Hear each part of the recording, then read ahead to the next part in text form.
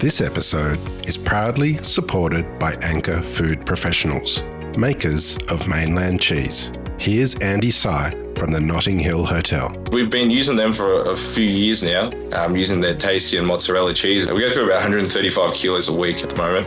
So a huge number. So we use it for our garlic bread, our pizzas, our parmas, our bechamel, our cheese sauce for our croquettes and arancini, throughout our lasagnas, anywhere we can really. It's such a good product. You know, having the freshest chips to your fresh chicken to a freshly crumbed schnitzel and topping up with a really high quality cheese is amazing. For more information, go to anchorfoodprofessionals.com. And I was like, I'm so fine. These idiots are paying me to cook for them? Like, I would do this for free. I'm getting money for this. And then from then on, I was like, yeah, I don't know. It just clicked. I'm like, like, yeah, it's still wild to me that people will pay me for the stuff that I do, but it's nice. Hey everyone, it's Dani Valent here with you, and this is Dirty Linen, and I am full of energy and excitement about today's chat. I always am. It is always good to hang about and chat about food with people who are just as obsessed with gathering around the table as I am. Today's guest is Steve Chan. Steve will be known to many people in Melbourne as the owner of Sleepy's, a wine bar and super fun hangout in Carlton North. And with a couple of collaborators, he is opening Moondrop, a bar in Fitzroy that has taken over the old Everleigh space. So a very storied room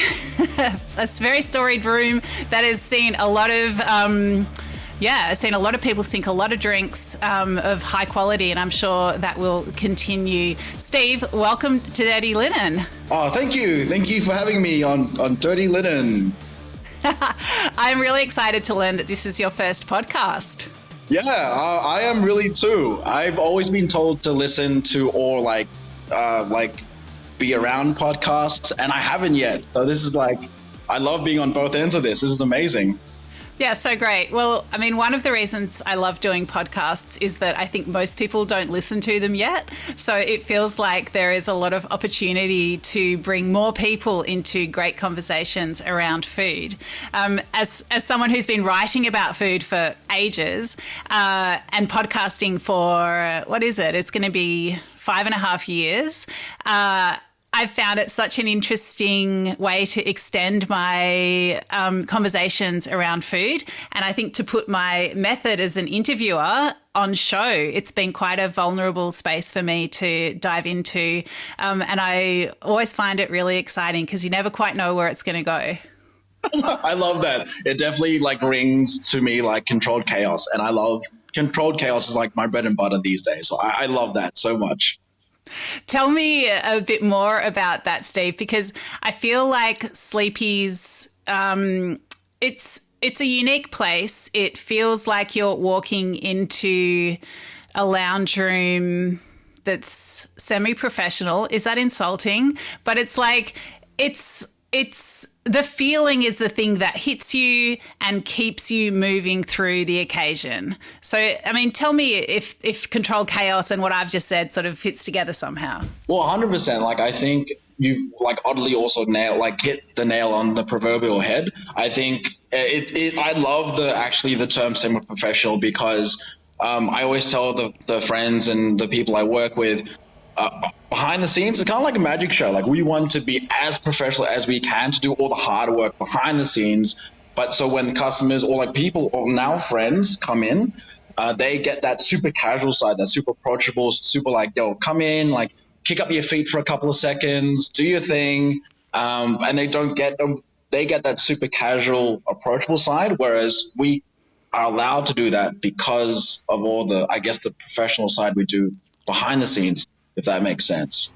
Yeah, I don't at all mean to undermine the hard work and the expertise and professionalism that goes into everything you do, but I suppose that is the magic of hospitality, isn't it? When you feel like the person looking after you has all the time in the world to hear about your day and to, discuss what you might want to eat and drink. But that's only possible because of, the duck feet paddling madly underwater.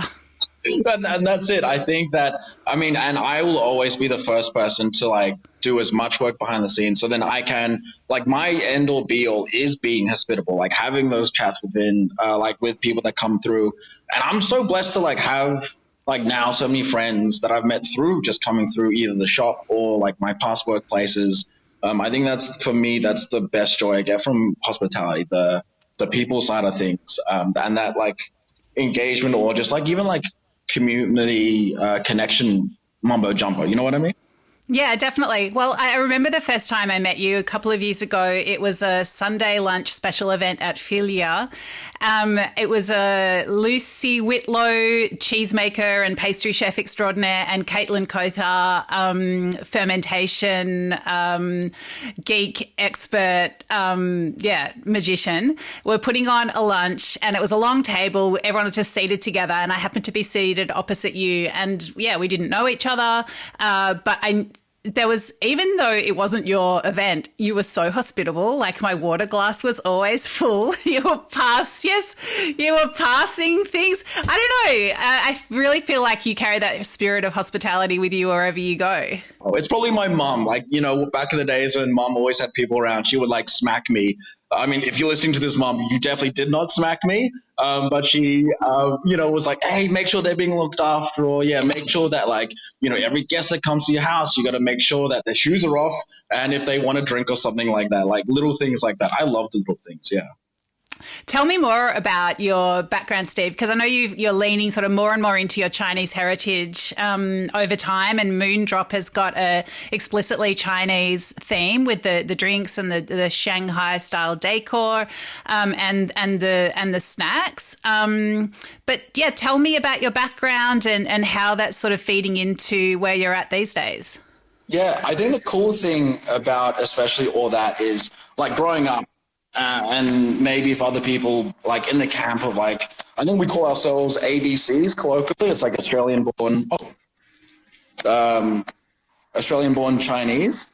The fact that we always had an air of like unknown, like where do we fit? Do we fit in with the Australian camp? Do we fit in with the Asian camp? And for me personally, growing up, I was always like I don't know if I can swear or not, but like F you, my Chinese background, I'm Australian as hell. And it wasn't until I was like 10, mom pretty much like colloquially was like, you guys are shit Asians to me and my two little sisters. We're going to go live in China and actually see how the Chinese people do and whatnot. And even back then, I didn't really understand the gravity of culture and didn't understand like the storytelling and like the cool thing that comes with culture, because we grew up in Australia for so long. But nowadays, especially owning and operating hospitality businesses makes you really question like, who are you, what's your identity, and what do you want to give out to not only the world but the people that come through. That I've started reconnecting like heavily with my culture and seeing like all the cool shit that I like missed in like growing up. Like even like Chinese New Year. Like Chinese New Year is a small ass holiday, but it's so wild because in China people literally like I'm sorry for swearing, like leave their jobs or leave their like day-to-day lives and go back to their hometowns or their country cities. And it's the one holiday where everyone around the globe even like just spends time and makes time for family. I find even that concept like really powerful these days, as we all get older and love families and connections and whatnot. So yeah, it's a fun journey. Culture's sick. You can swear, by the way. So did you go back to China for a period? Yeah. So after that, I was in China for 3 years, 10 to 13, and I was a brat. Like my two sisters, younger, they were like really good. They went to local school, did everything like the OG way. I was such a brat and I kicked up a fuss. I went to China to learn Chinese from an American woman in an international school in China. So that was a fun time. But after that, we'd always go back and forth, see grandparents. They're still over there. I went on exchange to Taiwan after high school. And I think all these like little nuances after those 3 years, like really started, making me switched on with, my culture and who we are. And I guess my benefits of, I think it's my superpower, having both feet in two camps. I think before I was like, I'm either or. But nowadays I'm like, no, I can be both at the same time because honestly, I'm pretty greedy and selfish. I'll just take all the benefits, you know. So I think it's generous, not greedy, Steve. I mean, if I think about some of the collabs that you've done at Sleepy's, you know, you bring so many different cultures together, and I think, you know, to me, I love that because to me, food is all about connection and about finding the things that that are similar, but celebrating the differences, but looking for the threads that you can weave together. How do you look at those kind of collaborations?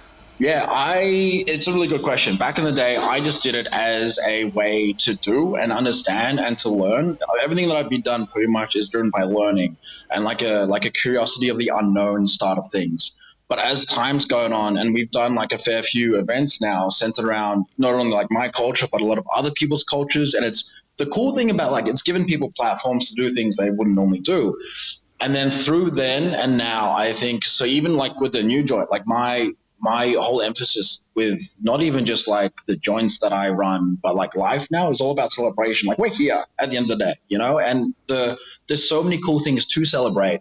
And for me, not only like is celebrating food amazing because I love eating, I love drinking, people are cool. And there's so many flavors of people as well. It's amazing. But even like the little nuances, like working together with different people, even like having pop-ups or just like everything ideally in my head can be celebrated. There's a lot of things to be grateful and to celebrate for. So, yeah. Tell me about Moondrop. Where did the idea come from? What does it feel like to take on this iconic space? And what's the concept?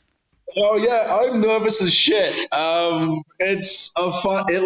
My life. I feel like all our lives, and I'm starting to include. So I'm doing Moondrop with two now really good friends, Jesse and Jacob, and they've been in lives for X amount of years. And I feel kind of bad because I've involved them in my sort of like chaotic lifestyle in the sense that everything I feel like I do is a joke.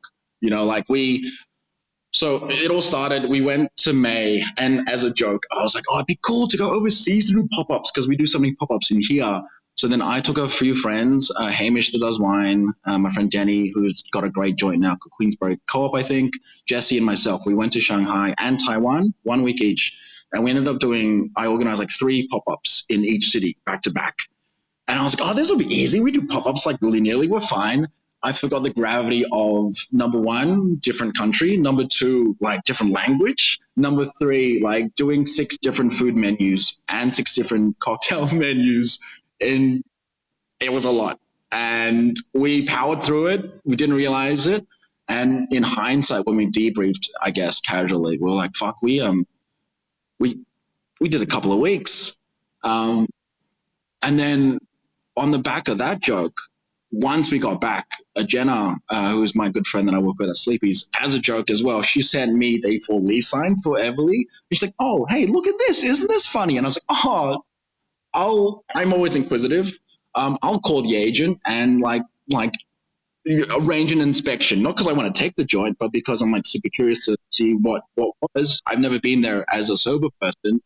And that joke went for 2 weeks. And in those 2 weeks, we arranged 4 inspections. And after those joke over 2 weeks, somehow we had negotiated to take the place. And then now the joke's a reality now because it's like November or something or December, whatever the month it is. And for some reason now we've got a new venue and it's shit scary, but it's cool, I guess. So hospitality can be pretty serious. Like you can spend a lot of money and lose a lot of money in this game. I would just love you to talk about the happy-go-lucky spirit and the fact that you're running a serious business. Yeah, that's a fun topic. I haven't even fully processed that myself in my day-to-day life, but I think the best thing that I would say is, so like without a doubt, I want to do hospitality forever. Like I love it. I don't see it anywhere else. I'm inherently lazy as well. It's honestly shit easy for me to like do the things I do, and I lovingly like every day is always like a challenge, but like the best fun challenge as well. Because not only is it cool for me to see people like happy and shit, but it's also like I think that's just it. It's cool for me to see people happy and shit. But from that, there is, and like I've learned beautifully and unbeautifully through the solo-ness of running a business like Sleepy's, the ins and outs, and especially like the accountabilities, the responsibilities, and the things you need to be sort of like aware of in operating a business seriously, to not only be financially stable and to, you know, do the things you do, but also take care of the people around you. And I can candidly say, like, it's been like a beautifully rough couple of like learning years for me. You know, I haven't done everything perfectly the way I wanted to initially, and there's been a lot of learning on the fly. I didn't even realize I needed to mature, but it feels like I oddly have in the past couple of years, which has been really nice. But now I think with this new spot, it's a fun trial or test for me to see if, again, like, I want to do this forever. And in my head, the way I see myself is more of I'd rather be like the bridge between shit. So yeah, it's like a little test for me to see if we can make this place sustainable with the extra ambitions we have, with the extra platforms we have, with the extra just seats we have. There's like 78 seats in there, and that's a lot more than Sleepy's. And it's a fun stress, I guess, to have. So we'll see how it goes. Great. Yeah, it's interesting. So this is the first time you've had business partners? Yeah. That's really interesting. So, like, how is that going so far? Have you sort of been aligned on where you want to spend the money, how you want to develop the concepts? Yeah, 100%, which is like really, really fun. I feel like there's a lot of like give and take, and especially with the relationship, I guess, of the the two business partners, myself, Jesse and Jacob. Like, I'm so glad that they are the first group of people I do business with, because after doing business by myself, honestly, I don't know other people out there doing by themselves. Man, good luck on you. And I wish, like, the best wishes. I will never do that shit again. Like, it's so nice having support networks and not just your friends and family kind of mumbo jumbo, but accountability reasons. But also for some reason, like Jacob and Jesse, honestly, like, we haven't really worked together for like long. You hear business partners knowing each other for like years, like 4 or 5 years, or they've worked together, this joint together and whatnot. I'd say professionally, me and Jesse and Jacob collectively have worked for like maybe a year max together. But for some reason in that time, and times, you know, like a beautiful metric of a relationship, both short and long. It's so cool for me thinking that in that short space of a year, we're both also confident about our communication styles, about our ethos, about our values. I'm just surprised that everything seems to align so far really swimmingly. So, yeah. Awesome. Well, I'm sure those good vibes will carry through into how it feels to be at Moondrop. Tell us a little bit about the concept. What can people expect when they come and visit? Yeah, I don't know. We are leaning into celebration. And so through celebration, I think celebration, when we did like our Venn diagram of like metrics and stuff, that was the key that we all really like valued and agreed on. So through celebration, we're celebrating number one, like alcohol. I love alcohol. Jesse's created, like, with help as well, but like there's, I think, 26 cocktails on the menu now. I should know that, but I think there is. And they're all like changing seasonally, and they're all inspired bits and bobs from like our ventures in China and Chinese heritage. Like, there's one I jokingly bought. There's like a cough syrup that I always had growing up that I would honestly be addicted to. And if I took drugs when I was little, that would be my drug equivalent. Mum would kill me. It's called, in Cantonese, it's called paper gold, but it's like a bottle and it looks like Chinese medicine. It's like thick, viscous, syrupy. I love the taste of it. Went to KFL one day, showed Jesse the bottle. He's like, oh yeah, it's chill. We can make a drink with that. And I was like, what? That's insane. So it's cool seeing my culture and seeing our adventures through his lens of cocktails, because all the cocktails I've had so far, I'm honestly, you know, blessed and privileged to even drink his cocktails, like more on the reg than not. There's also celebration of food. So Jacob's doing food, and all his foods, like his snacks are amazing. And he's like taking more of his spearheading of the food at Sleepy's as well. But his food's always amazing, and it's so nice to showcase his food and what he does. And his like ways of doing that as well is amazing. The culture's amazing, man. Like, I find every day, especially we came back on Monday from a little jaunt to Shanghai and Taiwan again, just to refresh and do couple more pop-ups. But even then, like, I found new things about my culture I had no idea about, and like nuances, and I'm always learning about my culture, and I love that celebration aspect. There's also like even like little things, like for example, like the regular kind of customers we get in Melbourne are quite switched on about food and drink, and it's so easy to communicate to them. I definitely have had beautiful difficulties in the best kind of way dealing with, like, say, for instance, international Chinese people coming through, not knowing the language, English very well, not knowing how we do, and even hospitality is so different in other countries, let alone cultures and whatnot. It's always, I love challenges like that. And I've made so many weirdly good friends from those interactions of me just taking the extra time, also like learning my language better, but also like showing them what we do and being like, yo, like, it's all chill. Like, what up? Like, come through, take a seat, have a drink if you want, have a food, but like, be happy. How can we make you happy the easiest? And so even like nuances like that, and like sort of like not educating people that aren't used to our stuff. I was about to say shit, but like even just like showcasing our shit. That's even like a aspect of celebration that I find really, yeah. I love it. Well, I've really enjoyed Jacob's food, Jacob Muir, your chef, when he was at Westwood, a tiny little place in West Melbourne. So I'm really looking forward to seeing what he does at Moondrop. The menu's kind of cool. Like, there's salumi and cheese. You can just play it kind of straight Euro wine bar, but then the snacks include a little bag of prawn crackers, a barbecue mushroom bao. Some like anchovies with sweet and sour onions. Yo, how'd you get a copy of our menu already? That's cool. Have my ways. Oh, the internets are big. I love that. And then you got dumplings as well. So it's it feels like a different kind of wine bar. Yeah, definitely. I think we're going, me and Jesse, beautifully when we just went overseas. We did a lot of R&D. And by R&D, I mean we went cocktail bar hopping like motherfuckers. There's so many cocktail bars in Asia. It's amazing. And through that, we like really dive deep. And Jacob's been really good on like the like what to eat at a cocktail bar, because I never eat at a cocktail bar. I just drink. And so there's so many fun things we've started playing with. We actually had way more of an extensive list.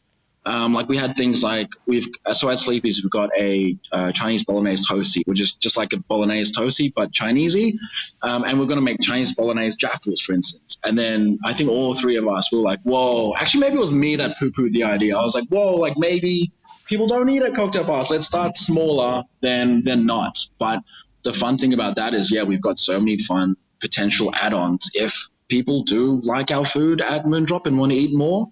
There'll never be anything like fully substantial, like full meals and whatnot, but it will just be like cute little bar snacks-esque things. And even dumplings. Like, we went to so many cocktail bars in both Shanghai and Taiwan. Dumplings are universally, I had no idea, like a cocktail bar snack. It's fun. Yeah. I did like a radio segment yesterday on the back of this research that was done. I don't know how legit it is, but anyway, it talked about the most Googled food terms in Melbourne, and on the list was like croissants, banh mi, chavapi. No, that wasn't on there. Banh mi, croissants, souvlaki. But anyway, number one was dumplings. So apparently that's what people are searching. I think something back. You could be onto something. One of the dumpling varieties is yum yum vegetables, and something that I appreciate, Steve, about you is that you are not afraid of the word yummy, which I think is like, a lot of people think that's a banned food word, but you're okay. It's for things to just be yummy, right? 100%. I feel like it's the most pure word you can describe something. Like, like go back to like when you were like a kid, like the most genuine compliment you could give to something. Like, yo, this shit is yummy. Like, for me, that's like the end or be all compliment. Like, if like there was a star rating system, yummy would be 6 out of 5 stars in my book. So yeah. I love that. Steve, let's end with some advice for people who are not feeling as much joy in hospo as you are able to find. Like, some people are pretty ground down and just really finding it hard to make the numbers stack up. It's hard to, get the right team to feel like everyone's on the same page and enthusiastic. And, Yeah, like striding confidently into a bright future. How do you bring the vibes? Like, what kinds of things could you say to people who are feeling a little bit of industry pain? Yeah, I mean, this is super valid as well because, especially, man, I don't want to say the C word like COVID or anything, but it's affected us. It's affected even like the globally. Like we went and talked to a lot of friends that own businesses outside of Australia as well, and like everyone's patterns are changing, and so for that hospitality, which was like such an easy bread and butter kind of industry. Like all you do is like we're modern day innkeepers, right? We just make them foods, make them drinks. People come in, do their shit, mwah. Like even there, those trends are changing and the ways people operate are changing. So it is like I'd say we're definitely in a high stressful environment for hospitality, which wasn't like they didn't need to be this stressed before. So all those things are super valid, and it's sad that it's super valid. The way and again on that note as well, like I've been like in and out of that as well. Like there's been so many hard chats and hard thinkings I've had to do myself. It's beautifully and unfortunately, like it's not like I wish, but it's not all happy go lucky every day. I think therapy is a funny one to talk about, but I think like understanding and being aware of the goods and bads, and sometimes the bads are bads, but even that, like thinking about like, man, tomorrow's gonna be another day. It's gonna be like the bad could be bad, but tomorrow could be good. You just gotta hold out hope really and really ground yourselves and ask yourselves why you're doing things. Going back to your core values helps for me a lot. Like sometimes whenever I'm doubtful, I'm like, why do I do the things I do? I really do like try to spend some time to evaluate why I do the things I do. And if I want to continue doing that, nature helps really. Like I feel like social media, there's always that like beautifully generic quote, like comparison is always the enemy of happiness or something like that. And it is so true. Like social media, it's so be like, yo, this guy's doing sick. This guy's doing sick. Why am I not doing sick? And I've had those thoughts before. And so whenever those thoughts creep up, I love going on social media detoxes. Whoever has on me on social media listening to this, sorry for my long replies. I'm so sorry. But detoxes and some grounding are also some really key things I love doing as well. Just that balance, right? Yeah. Yeah, that's so beautiful. So when you do look at your core values and why you do what you do, what do you come up with? Like, why do you know that you're going to be in hospitality forever? Yeah, I think for me, number one, I'm inherently lazy, and being in like a modern day innkeeper is the easiest job in my eyes I can do for me that fits with my style. Like, again, the fact I remember the first time I did, like growing up in different sectors of hospitality, I was a barista for like 6, 7, 8 years. I don't even know how long. And one of the last places I worked for was at this joint called Honor in Sydney. I love Honor. Shout out to Honor. Fucking love you guys. I remember the first time Alex, my manager, was like, hey, yo, like, we want to keep you around. Like, we see you, like, up and down in terms of whatever. I forgot what he flagged. But he's like, is there anything you want to do that we can do for you out of the norm? And I was like, you know what'd be really crazy, man? I don't cook at all. Back then, like, I learned cooking from YouTube like 3 or 4 years ago, But when he said that, I was like, man, it'd be funny as shit if I did a cooking pop-up at a cafe at Honor where they take coffee so seriously. And he's like, cool, let's do it. And I think I did like a easy 3-item menu of like breakfast dumplings, which bacon and egg dumplings, which is funnily enough on the menu here now. I did a granola, Chinesey granola, I think. I did something else that was like really funny as well. But I remember getting slammed with dockets like out of the blue because everyone came to support the barista who doesn't cook to do a cooking pop-up in Sydney. And I remember like I was like 15 or 16 dockets deep, and I should have been in the weeds. And my friends that came to support, like, yo, you good? Like, is everything okay? You like, that's so many dockets. And I was like, I'm so fine. These idiots are paying me to cook for them. Like, I would do this for free. I'm getting money for this. And then from then on, I was like, yeah, I don't know. It just clicked. I'm like, like, yeah, it's still wild to me that people will pay me for the stuff that I do, but it's nice. Love it. Well, I cannot wait to come and spend some money at Moondrop and come back to Sleepy's, Steve. All the best with everything that you do. Thanks for doing what you do. And I appreciate you chatting to us today, and I'm very honoured to be your first podcast. Oh, no, honour's all mine. I love an honour relationship. That's so good. Thank you. Anytime. This is Dirty Linen, and I'm Dani Valent. We air the issues that the hospitality industry finds hard to talk about, hearing from different people with unique perspectives. We want to hear from you as well. If you have something that needs to be said about a topic, get in touch so we can include your perspective. Contact us at dirtylinen@deepintheweeds.com.au or hit us up on Insta at Dirty Linen Podcast. We can't wait to hear from you. This is a Deep in the Weeds production.